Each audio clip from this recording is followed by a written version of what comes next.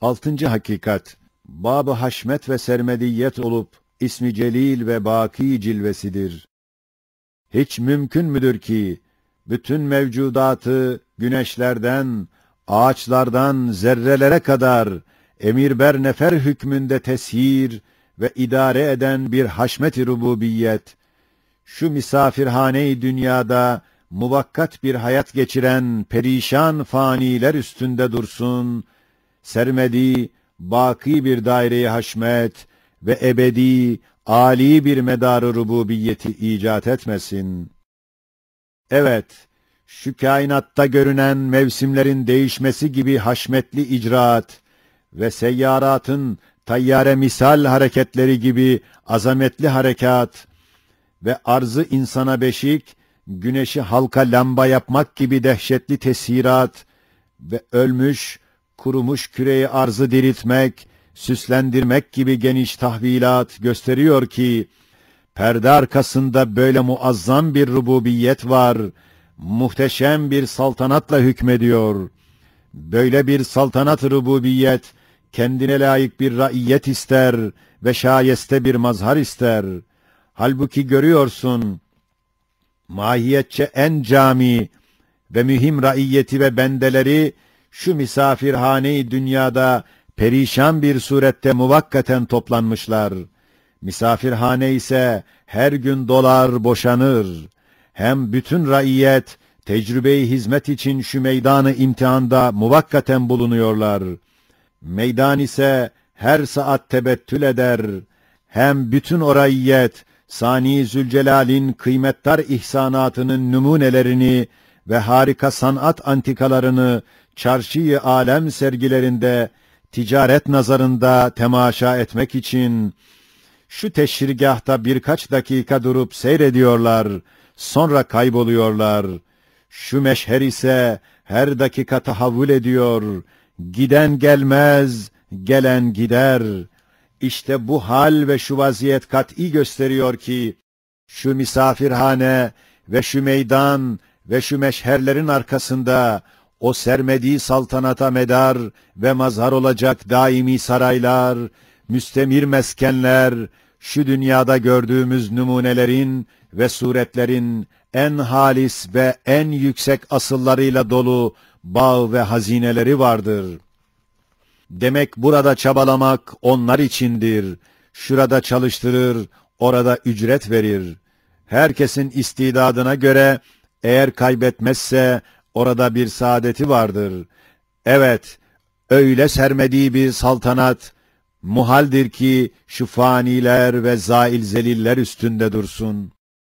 Şu hakikata, şu temsil dürbünüyle bak ki, mesela sen yolda gidiyorsun, görüyorsun ki yol içinde bir han var. Bir büyük zat o hanı kendine gelen misafirlerine yapmış. O misafirlerin bir gece tenezzüh ve ibretleri için o hanın tezyinatına milyonlar altınlar sarf ediyor. Hem o misafirler o tezyinattan pek azı ve az bir zamanda bakıp o nimetlerden pek az bir vakitte az bir şey tadıp doymadan gidiyorlar. Fakat her misafir kendine mahsus fotoğrafıyla o handaki şeylerin suretlerini alıyorlar. Hem o büyük zatın hizmetkarları da misafirlerin sureti muamelelerini gayet dikkat ile alıyorlar ve kaydediyorlar. Hem görüyorsun ki o zat her günde o kıymetdar tezyinatın çoğunu tahrip eder. Yeni gelecek misafirlere yeni tezyinatı icat eder. Bunu gördükten sonra hiç şüphen kalır mı ki bu yolda bu hanı yapan zatın daimi pek âli menzilleri, hem tükenmez pek kıymetli hazineleri, hem müstemir pek büyük bir sehaveti vardır. Şu handa gösterdiği ikram ile misafirlerini kendi yanında bulunan şeylere iştihalarını açıyor ve onlara hazırladığı hediyelere rağbetlerini uyandırıyor. Aynen onun gibi şu misafirhane-i dünyadaki vaziyeti sarhoş olmadan dikkat etsen şu 9 esası anlarsın. Birinci esas, anlarsın ki o han gibi bu dünya dahi kendi için değil, kendi kendine de bu sureti alması muhaldir. Belki kafile-i mahlukatın gelip konmak ve göçmek için dolup boşanan, hikmetle yapılmış bir misafirhanesidir. İkinci esas, hem anlarsın ki şu hanın içinde oturanlar misafirlerdir. Onların Rabb-ı Kerim'i onları Darüsselam'a davet eder. Üçüncü esas, hem anlarsın ki şu dünyadaki tezyinat yalnız telezzüz veya tenezzüh için değil. Çünkü bir zaman lezzet verse firakıyla birçok zaman elem verir. Sana tattırır, iştihanı açar fakat doyurmaz. Çünkü ya onun ömrü kısa ya senin ömrün kısadır. Doymaya kafi değil. Demek kıymeti yüksek, müddeti kısa olan şu tezyinat ibret içindir, şükür içindir. Haşiye 1. Evet, madem her şeyin kıymeti ve dekaik-ı sanatı gayet yüksek ve güzel olduğu halde, müddeti kısa, ömrü azdır. Demek o şeyler numunelerdir. Başka şeylerin suretleri hükmündedirler. Ve madem müşterilerin nazarlarını asıllarına çeviriyorlar gibi bir vaziyet vardır. Öyle ise elbette şu dünyadaki o çeşit tezyinat, bir Rahman-ı Rahim'in rahmetiyle sevdiği ibadına hazırladığı niam-ı cennetin numuneleridir, denilebilir ve denilir ve öyledir. Usul-i daimisine teşvik içindir, başka gayet ulvi gayeler içindir. Dördüncü esas, hem anlarsın ki şu dünyadaki müzeyyenat ise, haşiye 2, evet, her şeyin vücudunun müteaddit gayeleri ve hayatının müteaddit neticeleri vardır. Ehli dalaletin tevehhüm ettikleri gibi dünyaya, nefislerine bakan gayelere münhasır değildir. Ta abesiyet ve hikmetsizlik içine girebilsin. Belki her şeyin gayatı vücudu ve netaici hayatı 3 kısımdır. Birincisi ve en ulvisi, sanine bakar ki, o şeye taktığı harikayı sanat murassaatını, şahidi ezeliğinin nazarına resmi geçit tarzında arz etmektir ki, o nazara bir an-ı seyyale yaşamak kafi gelir. Belki, vücuda gelmeden, bilkuvve niyet hükmünde olan istidadı yine kafidir. İşte, seri-ü zebal latif masnuat ve vücuda gelmeyen, yani sümbül vermeyen birer harikayı sanat olan çekirdekler, tohumlar, şu gayeyi bir tamamiha verir. Faydasızlık ve abesiyet onlara gelmez.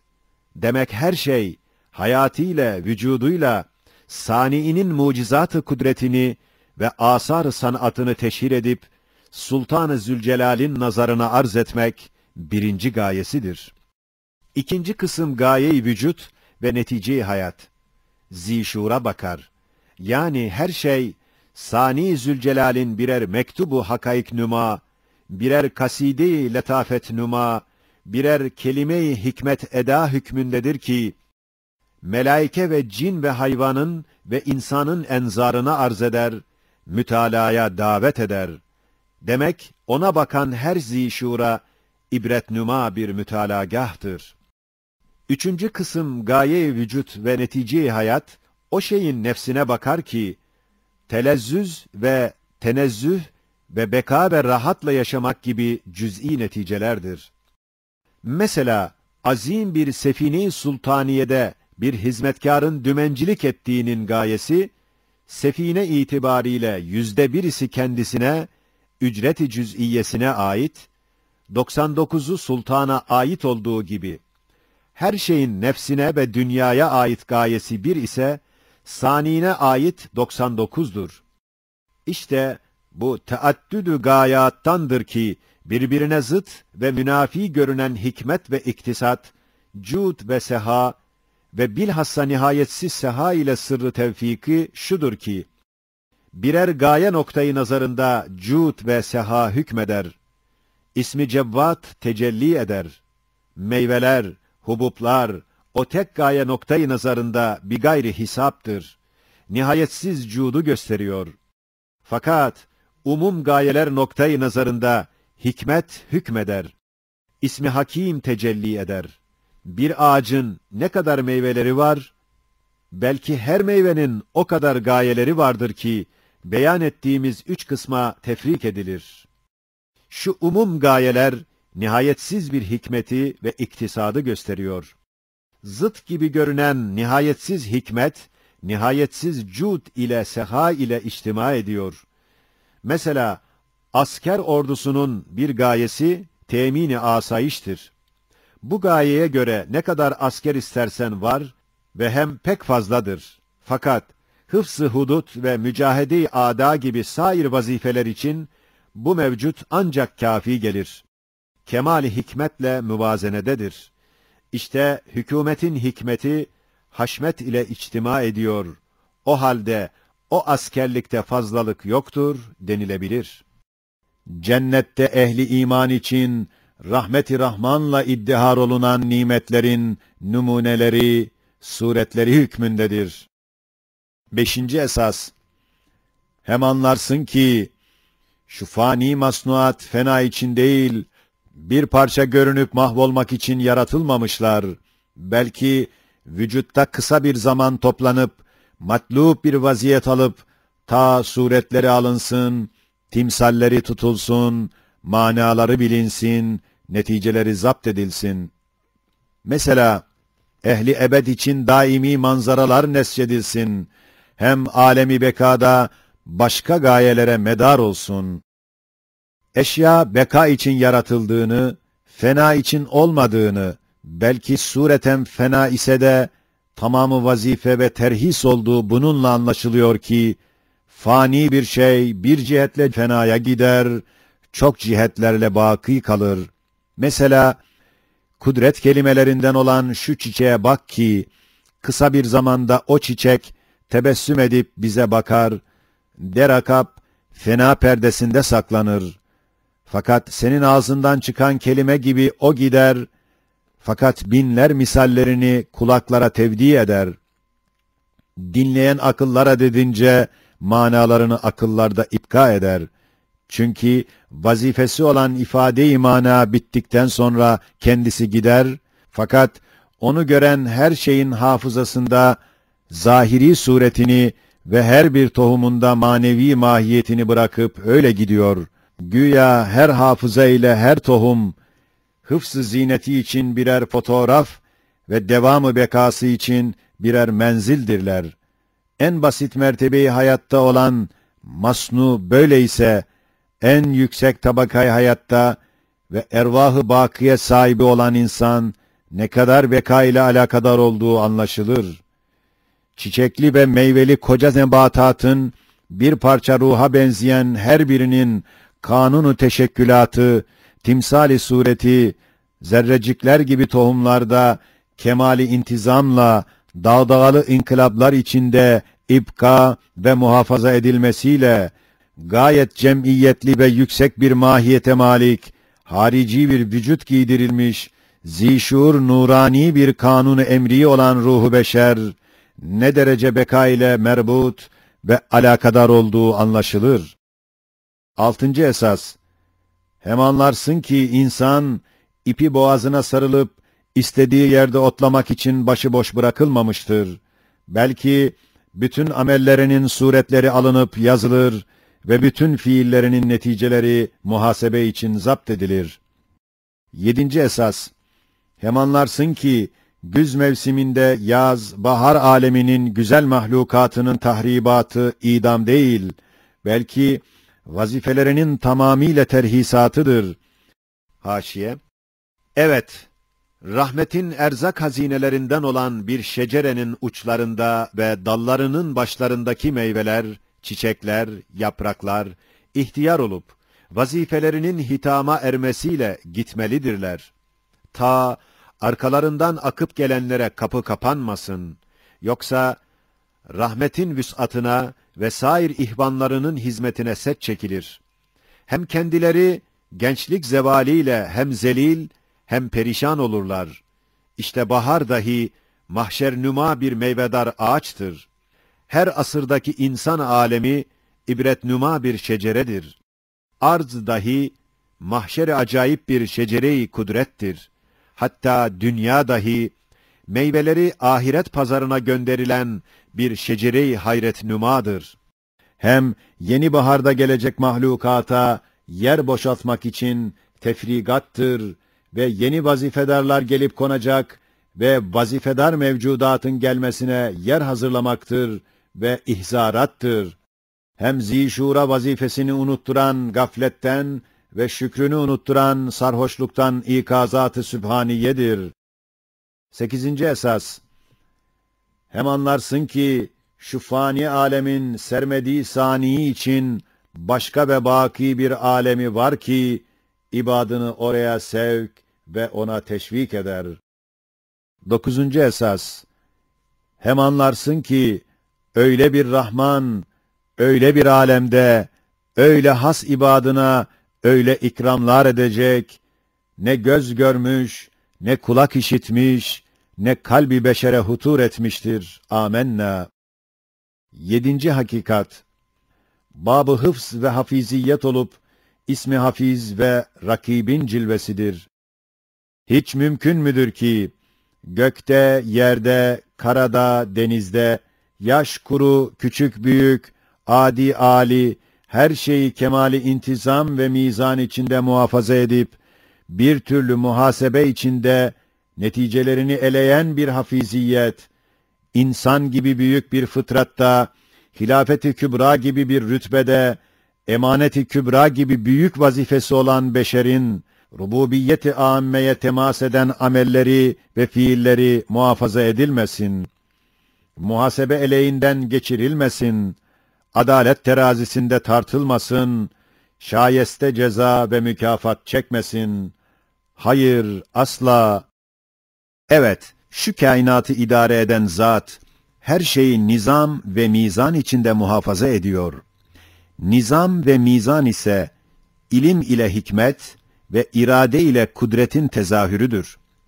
Çünkü görüyoruz, her masnu, vücudunda gayet muntazam ve mevzun yaratılıyor. Hem hayatı müddetince değiştirdiği suretler dahi, birer intizamlı olduğu halde, heyeti mecmuası da bir intizam tahtındadır. Zira görüyoruz ki, vazifesinin bitmesiyle ömrüne nihayet verilen ve şu alem-i şehadetten göçüp giden her şeyin, Hafiz-i Zülcelal birçok suretlerini elvah-ı mahfuza hükmünde olan haşiye, 7. suretin haşiyesine bak. Hafızalarda ve bir türlü misali aynelerde hıfzedip, ekser tarihçe hayatını çekirdeğinde, neticesinde nakşedip yazıyor. Zahir ve batın aynelerde ipka ediyor. Mesela, beşerin hafızası, ağacın meyvesi, meyvenin çekirdeği, çiçeğin tohumu, kanun-u hafiziyetin azameti ihatasını gösteriyor. Görmüyor musun ki, koca baharın hep çiçekli, meyveli bütün mevcudatı ve bunların kendilerine göre bütün sahayif-i amali ve teşkilatının kanunları ve suretlerinin timsalleri mahdut bir miktar tohumcuklar içlerinde yazarak muhafaza ediliyor. İkinci bir baharda onlara göre bir muhasebe içinde sayfi amellerini neşredip kemali intizam ve hikmet ile koca diğer bir bahar alemini meydana getirmekle hafiziyetin ne derece kuvvetli ihata ile cereyan ettiğini gösteriyor. Acaba geçici, adi, bekasız, ehemmiyetsiz şeylerde böyle muhafaza edilirse, alemi gaybta, alemi ahirette, alemi ervahta, rububiyet-i âmmede mühim semere veren beşerin amelleri hıfz içinde gözetilmek suretiyle ehemmiyetle zapt edilmemesi kabil midir? Hayır ve asla. Evet, şu hafiziyetin bu surette tecellisinden anlaşılıyor ki, şu mevcudatın maliki, mülkünde cereyan eden her şeyin inzibatına büyük bir ihtimamı var. Hem hakimiyet vazifesinde nihayet derecede dikkat eder. Hem rububiyet-i saltanatında gayet ihtimamı gözetir. O derece ki, en küçük bir hadiseyi, en ufak bir hizmeti yazar, yazdırır. mülkünde cereyan eden her şeyin suretini müteaddit şeylerde hıfzeder. Şu hafiziyet işaret eder ki, ehemmiyetli bir muhasebe-i amal defteri açılacak ve bilhassa mahiyetçe en büyük, en mükerrem, en müşerref bir mahluk olan insanın büyük olan amelleri, mühim olan fiilleri, mühim bir hesap ve mizana girecek, sayfi amelleri neşredilecek. Acaba hiç kabil midir ki, insan hilafet ve emanetle mükerrem olsun, rububiyetin külliyat-ı şuununa şahit olarak, kesret dairelerinde vahdaniyet-i ilahiyenin dellallığını ilan etmekle, ekser mevcudatın tesbihat ve ibadetlerine müdahale edip, zabitlik ve müşahitlik derecesine çıksın da, sonra kabre gidip, rahatla yatsın ve uyandırılmasın. Küçük büyük her amellerinden sual edilmesin, mahşere gidip, mahkeme-i kübrayı görmesin, hayır ve asla. Hem bütün gelecek zamanda olan mümkinata, haşiye. Evet, zamanı hazırdan, ta iptidai hilkat-ı aleme kadar olan zamanı mazi, umumen vukuattır. Vücuda gelmiş her bir günü, her bir senesi, her bir asrı, birer satırdır, birer sayfedir, birer kitaptır ki, kalemi kader ile tersim edilmiştir. Desti kudret, mucizat-ı ayatını, onlarda kemal-i hikmet ve intizam ile yazmıştır. Şu zamandan ta kıyamete, ta cennete, ta ebede kadar olan zamanı istikbal, umumen imkanattır. Yani mazi vukuattır, istikbal imkanattır. İşte o iki zamanın iki silsilesi birbirine karşı mukabele edilse, nasıl ki dünkü günü halk eden ve o güne mahsus mevcudatı icat eden zat, yarınki günü mevcudatı ile halk etmeye muktedir olduğu hiçbir vecihle şüphe getirmez. Öyle de şüphe yoktur ki, şu meydan-ı garayip olan zaman-ı mazinin mevcudatı ve harikaları, bir Kadir-i Zülcelal'in mucizatıdır. Kat'î şehadet ederler ki, o Kadir, bütün istikbalin, bütün mümkinatın icadına, bütün acayibinin izharına muktedirdir. Evet, nasıl ki, bir elmayı halk edecek, elbette dünyada bütün elmaları halk etmeye ve koca baharı icat etmeye muktedir olmak gerektir. Baharı icat etmeyen, bir elmayı icat edemez. Zira o elma, o tezgahta dokunuyor. Bir elmayı icat eden, bir baharı icat edebilir. Bir elma, bir ağacın, belki bir bahçenin, belki bir kainatın misal-i musaggarıdır. Hem sanat itibariyle, koca ağacın bütün tarihi hayatını taşıyan elmanın çekirdeği itibariyle, öyle bir harikayı sanattır ki, onu öylece icat eden, hiçbir şeyden aciz kalmaz. Öyle de, bugünü halk eden, kıyamet gününü halk edebilir ve baharı icat edecek, haşrin icadına muktedir bir zat olabilir. Zamanı mazinin bütün alemlerini, zamanın şeridine kemali hikmet ve intizam ile takıp gösteren, elbette istikbal şeridine dahi, başka kainatı takıp gösterebilir ve gösterecektir. Kaç sözlerde, bilhassa 22. sözde, gayet kat'î ispat etmişiz ki, her şeyi yapamayan hiçbir şeyi yapamaz ve bir tek şeyi halk eden her şeyi yapabilir. Hem eşyanın icadı bir tek zata verilse, bütün eşya bir tek şey gibi kolay olur ve suhulet peyda eder. Eğer müteaddit esbaba verilse ve kesrete isnat edilse, bir tek şeyin icadı, bütün eşyanın icadı kadar müşkilatlı olur ve imtina derecesinde suubet peyda eder.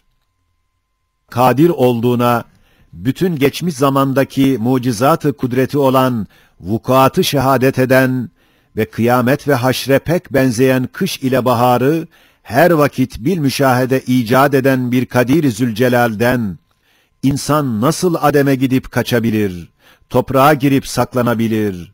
Madem bu dünyada ona layık muhasebe görülüp, hüküm verilmiyor, elbette bir mahkeme-i kübra, bir saadet-i uzmaya gidecektir.